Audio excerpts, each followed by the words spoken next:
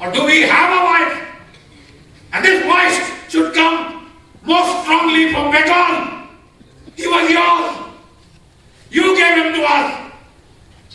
आपने हमें दिया. आप लोगों ने हमें बोस नेताजी सुभाष चंद्र बोस दिए. आज आपकी आवाज क्यों मर गई? आज आपका ज़मीर क्यों मर गया है?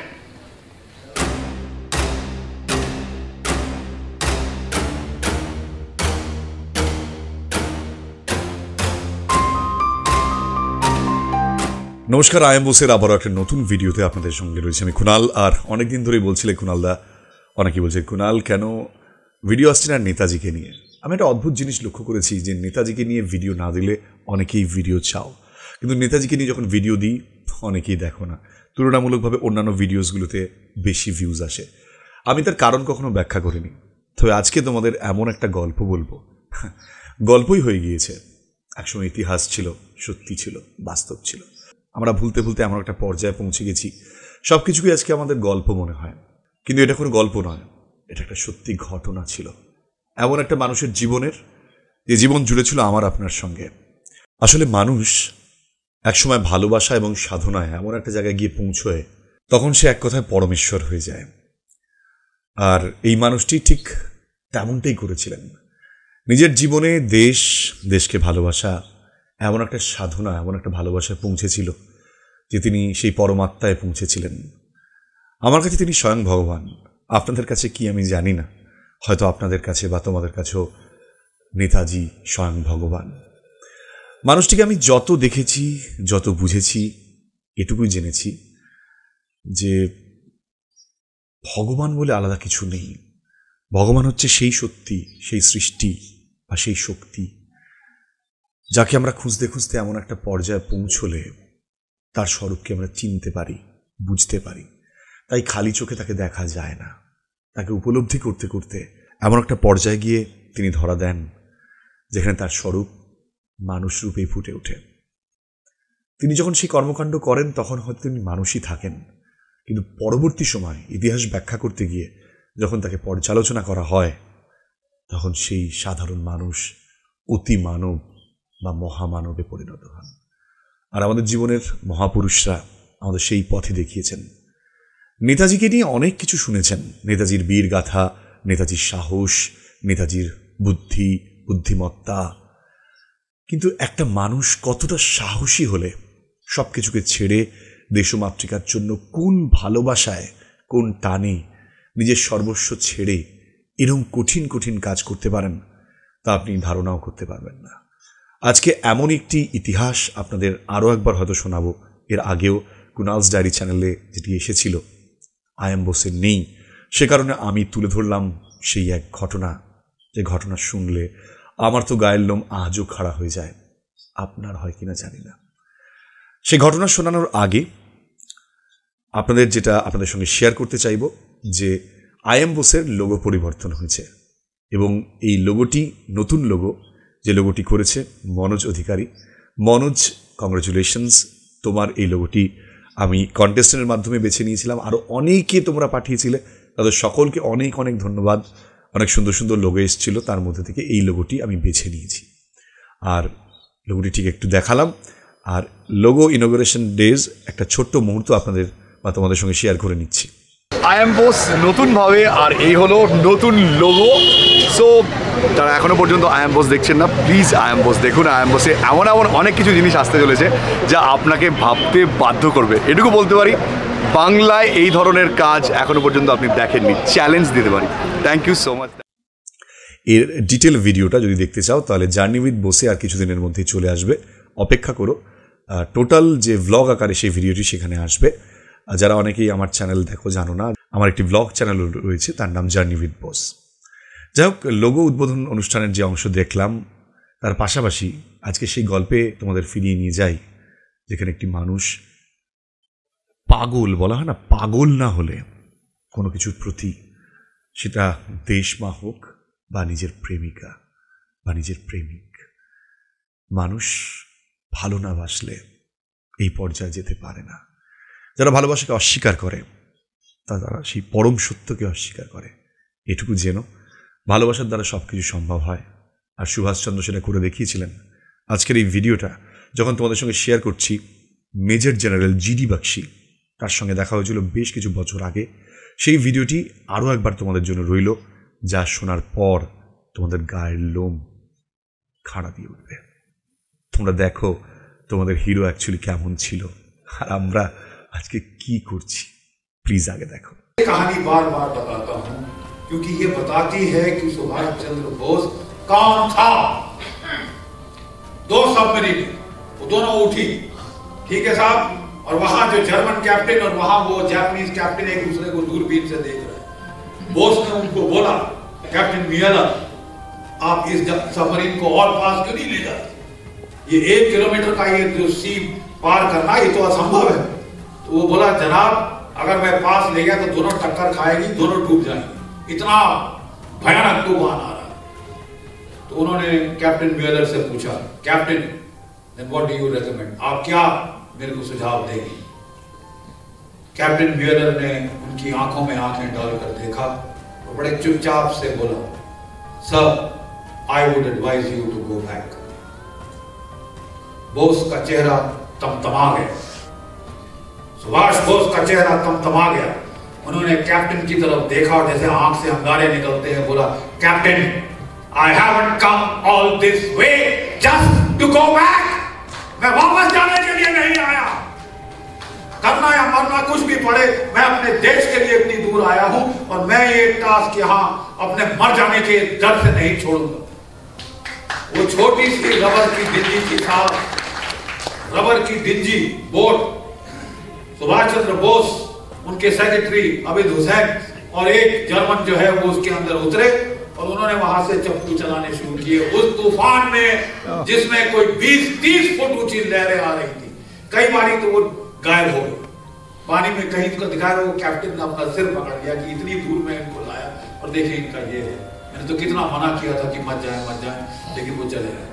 लेकिन जैसे तैसे वो उस पार पहुंचे, जापानी सबमरीन में पहुंचे और वहां से साहब उन्होंने आगे बढ़कर जो है फिलीपींस पहुंचे। ये देखिए उनकी वॉइस, जरा देखिए समुद्र का वो जो रास्ता जो तय किया है सबमरीन के अंदर।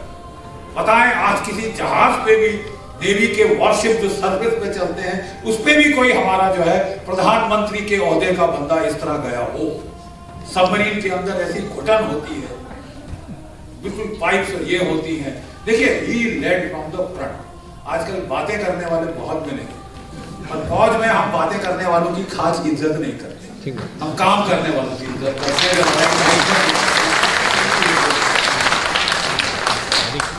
जापान पहुंचे, जनरल तोजो से मिले और provisional government of Azad Hind establish करी और ग्रेट ब्रिटेन पे ही डिक्लेयर्ड वॉर। वो सुप्रीम कमांडर बने इंडियन नेशनल आर्मी के, भारत का पहला सुप्रीम कमांडर, भारत का पहला प्रेसिडेंट राजेंद्र प्रसाद जी नहीं थे, इट वॉज नेताजी सुभाष चंद्र बोस। ये देखिए उन्होंने जो आईएनए बनाई, 1500 अफसर, 60,000 फौज, 3 डिवीजन, नंबर 1 डिवीजन उनके जो कमांडर थे major general Mohammad Zaman Kiani, number 2 division major general Shahnawaz Khan, number 3 division major general GS Nagar. Hindu, Sikh, मुसलमान, ईसाई, जैन, पारसी, सब के सब भारतीय उस इंडियन नेशनल आर्मी में कंधे से कंधा लड़ा कर रहे थे। साहब ये केवल परेड करने वाली सेना नहीं थी कि वो रिपब्लिक डे में बड़ा अच्छा परेड करते हैं, ये लड़ी है ये सेना। और मैं आपको केवल याद दिला देना चाहता हूँ, मैं आपको याद दिला देना चाहता हूँ कि इस 60,000 में से 26,000 शहीद हुए। जरा आंकड़ा सोचिए साहब, 1 मिनट। अफसोस कि हम में से ज्यादा फौज में नहीं सर्विस किए, आपको समझ आ जाता कि ये आंकड़ा क्या कहता है। तकरीबन आधी फौज शहीद हो गई, शहादत कबूल करी उन्होंने अपने वतन की राह में। और आपने और मैंने क्या किया साहब, जरा पूछ लें। उनका एक बना था मेमोरियल सिंगापुर में, नेहरू जी पहुंचे वहां पे माउंटबेटन के साथ, माउंटबेटन का फोन आया, आप उस तरफ कदम नहीं बढ़ाएंगे साहब। और वो चुपचाप अपने दुम कहीं दुबा कर वो आ गए। और माउंटबेटन ने वहां पे एक्सप्लोजिव लगवाए, विस्फोटक लगाए और उड़ा दिया। उस जो वहां पे हमारा जो शहीद स्मारक बना था इंडियन नेशनल आर्मी का, और आपके देश में कहीं है 26,000 सैनिकों का शहीद स्मारक है? नंबर एक लाइन कहीं गाड़ी है लिखी है आपने? नहीं। और नंबर 2 मैं पूछता हूं साहब कि जिस जंग में 26,000 जवान शहीद हो गए, मैं तो घायल की बात ही नहीं कर रहा, जिस जंग में 26,000 जवान शहीद हो गए उसे आप अहिंसावादी युद्ध कहेंगे? You will call it non violence? अरे किस मुंह से साहब? कुछ शर्म भी तो कोई चीज है कि नहीं, कि शर्म आ जाती है साहब ये बोलते बोलते। 26,000 शहीद हो गए, दे दी हमें आजादी बिना खड़क बिना ढाल, क्या कमाल। हाँ, झूठ बोलने में कमाल तो मैंने इससे ज्यादा नहीं सुना। झूठ फरेब का इससे ज्यादा कमाल मैंने शायद नहीं सुना, और ना किसी ने आगे पीछे देखा होगा। आज हैरतमंद अंग्रेज जनरल पूछ रहा है किससे? Colonel Prem Sahgal, Indian national army के। यार ये क्या पागलपना था? हमारे पास टैंक थे, तोपें थी, जहाज था, तुम्हारे पास कुछ नहीं था। तुमको तो हथियार डालने चाहिए थे, लेकिन तुम लड़ते रहे। क्यों? किस लिए? तुमने सरेंडर क्यों नहीं किया? ये तो पागलपना नहीं था तो और क्या? क्या जवाब दिया कर्नल प्रेम सहगल ने? Of course it was madness. Colonel Prem Sehgal replied calmly, "A revolutionary army general lives on the spirit of madness." हाँ, ये पागलपन का जनून था हम पे आजादी का, जनून था कि हम अपने देश को आजाद कराएंगे, जनून था कि हम तिरंगे के ऊपर, हम लाल किले के ऊपर अपना तिरंगा झंडा फहराएंगे। साहब, जनरल साहब, हमें पागल होने का जुनून था, इसलिए हम लड़ते गए। हम जानते थे तुम्हारे पास ताकत है और हम नहीं उसका मुकाबला कर पाएंगे, फिर भी हमने कभी हिम्मत नहीं हारी, हथियार नहीं डाले। We fought till the bitter end। कहाँ है इन आदमियों के नाम? किसने दिया इनको पद्म भूषण, पद्म विभूषण जो लोगों ने थोक में लिया? यहाँ रहा हो कि मैं कहानियां सुना रहा हूं। ये फोटोज हैं उस नेवल म्यूटनी की, उस विद्रोह की, जो कि 20,000 नेवल सैनिक ने किया, हमारे नौसैनिकों ने किया। वो 90 जहाजों से उन्होंने जो यूनियन जैक उतार दिया और तिरंगा चढ़ा दिया और अंग्रेज अफसरों को उठा के पानी में फेंका। फिर वो मुंबई और कराची की सड़कों पे निकले नेताजी की तस्वीरें लेकर, जय हिंद जय हिंद जय हिंद बोलते। जहां अंग्रेज देखे टिक्का गाड़ी में आते, रोका, उधर में जय हिंद बोलो, बोलो जय हिंद, और अंग्रेजों से जय हिंद बुलवाया। आपको समझ आ गया कि ये किसकी प्रेरणा थी? ये अभी भी डाउट है ना? ये देखिए, ये असलियत है। आप मुझे एक आज अपने बच्चों की किताबें जरा खोलिए, 8वीं 9वीं 10वीं की आप सोशल स्टडीज बुक पढ़िए और आपको कहीं ये सब मिलेगा? 650 पन्ने की किताब लिखी है Bipin Chandra, court historian, freedom struggle. कितने पन्ने हैं नेताजी और आईएनए पे? 1.5। क्या ये न्याय है? Is this right? मैं सिर्फ I just ask you as a right thinking human being, is this right? It is a travesty of the truth. ये सत्य के नाम पे एक कलंक है। और अगर हम नेताजी को क्या हुआ ये नहीं खोदना चाहते कि हमारे बहुत सारे नौकरशाहों, हमारे बहुत सारे इंटेलिजेंस के बॉसेस के आज मुंह काले हो जाएंगे कि उन्होंने कितना अंग्रेजों को साथ दिया, तो कम से कम हम अपनी इतिहास की किताबें तो ठीक कर सकते हैं। हम अपने बच्चों को बकवास, झूठ, फरेब तो नहीं बताते, और बताना चाहते हैं तो प्लीज पहले अपनी सत्यमेव जयते को बदलिए। सत्यमेव जयते, सत्य की जीत होती है और होगी। ओके, होगी। अगर आप समझते हैं कि ये लड़ाई खत्म हो जाएगी, आप भूल करते हैं। अब हम फौजी भी टूट पड़े हैं इस लड़ाई के अंदर। We don't give up that easily. हम इतना आसानी से हार नहीं मानेंगे। आप कब तक अपने काम में रुई डालोगे? चिल्ला चिल्ला के, गला फाड़ के, हर जगह हर घड़ी गलियारे से ये आवाजें आएंगी जब तक तुम सत्य का इजहार नहीं करते। तुम ये नहीं कहते कि हाँ मैं गिल्टी हूं। You are guilty of the most heinous crime of collaboration with the enemies of this country. जो हमें कुत्ते बोलते थे, आपने उनके तलवे चाटे हैं और अपनी महत्वाकांक्षा के लिए किसी को मरने दिया।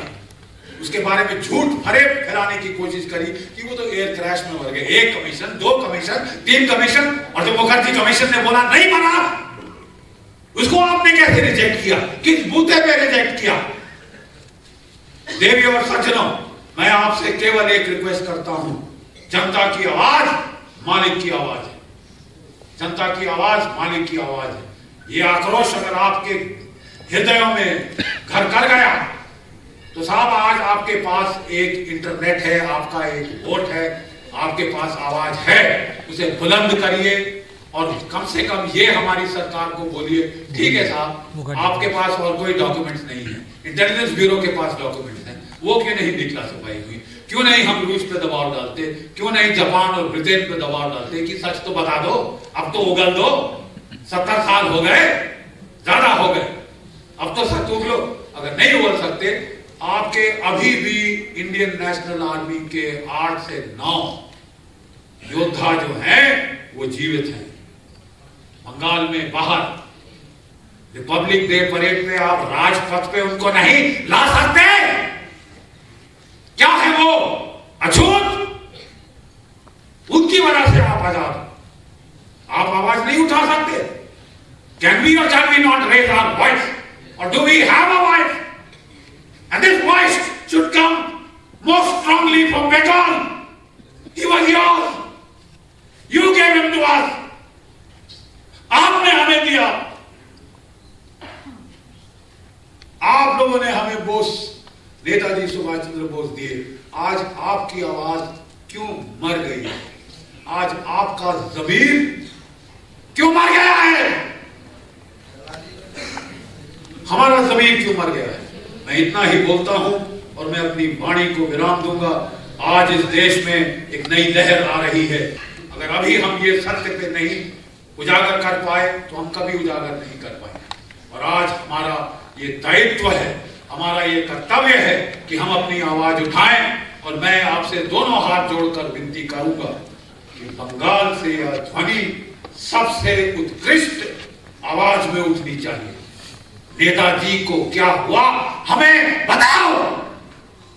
तुमने क्या किया? क्या पाप छुपा रहे हो? कब तक छुपाओगे? तुम्हारे पापों का घड़ा फूट चुका और ये सत्य अपने आप उजागर होगा, इसे कोई रोक नहीं। Is your time to get your independence. अगर आपको अभी नहीं तो कभी नहीं।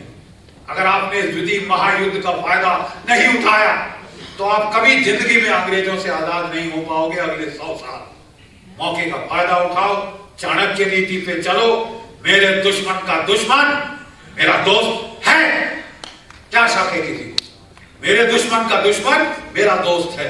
My enemy's enemy is my friend. This is real politics. ये यथार्थ है, ये चाणक्य नीति है। क्यों हम भूल गए उस चाणक्य नीति को? क्या जरूरत थी अंग्रेजों के तलवे चाटने की कि हम आपकी मदद करेंगे जब आपको जरूरत है? आपने हमारे लिए सर बाप का किया। सिवाय बंगाल में जब वो फैमिन हुई, भूखमरी हुई, तो 30 लाख यहां पे लोग मर गए। ये दिन थी अंग्रेजी हुकूमत की। For what did we have to be grateful? आभार? किस चीज का आभार? कि आपने हमारे सारे जो ट्रेडिशनल क्राफ्ट है वो डिस्ट्रॉय कर दिए। वो मुल्क जो 45% ऑफ द दुनिया का जीडीपी जनरेट कर रहा था, उसे आप 2% पे ले आए। आभार? किस चीज का आभार? If we have to fight. There can be there is either black or there is white. There are no shades of grey. Nehru and all the rest of them, ये shades of grey थे। अगर उस वक्त सीधा हम अंग्रेजी हुकूमत के बरखिलाफ हैं कहने वाला डंके की चोट पे थे, तो वो ये बोस बंधु। अगर अंग्रेज सरकार को किसी से वैमनस्य था, किसी से हेट्रेड था, तो वो बोस बंधुओं से।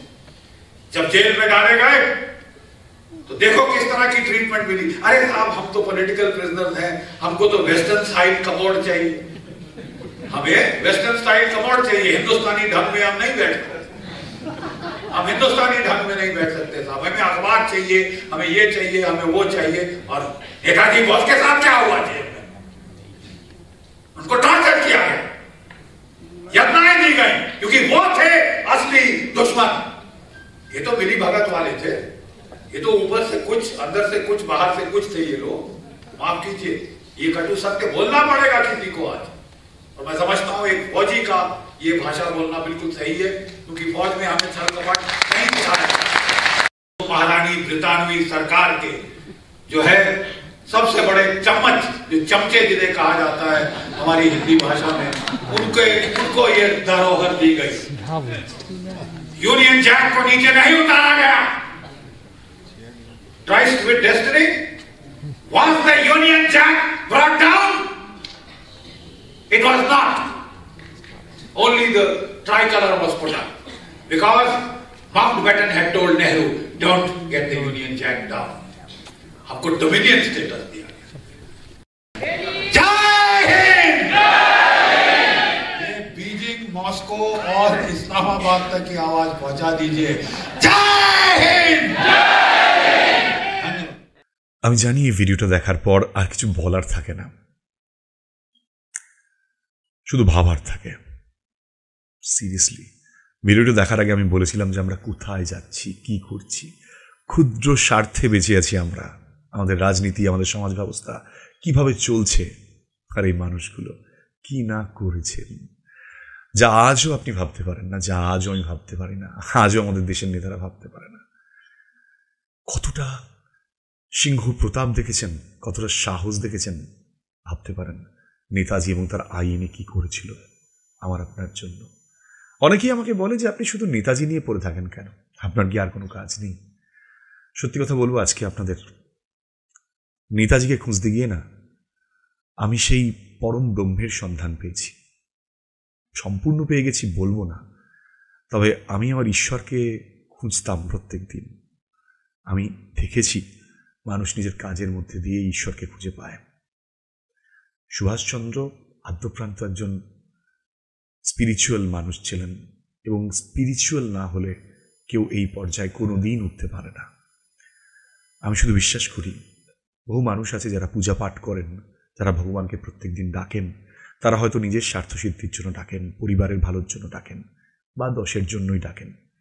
কিন্তু যারা ঈশ্বরকে খোঁজেন, যারা স্পিরিচুয়াল হন, তারা সমগ্র পৃথিবীর জন্য খোঁজেন এবং ঈশ্বরকে পাওয়ার চেষ্টা করেন না, তার অস্তিত্বকে খুঁজে বেড়ান। একবার যিনি ঈশ্বরকে খুঁজে পেয়েছেন তার মধ্যে উৎফুল্ল থাকে না, বিস্ময় থাকে না, তার দু চোখ ভরে শুধু জলই পড়ে।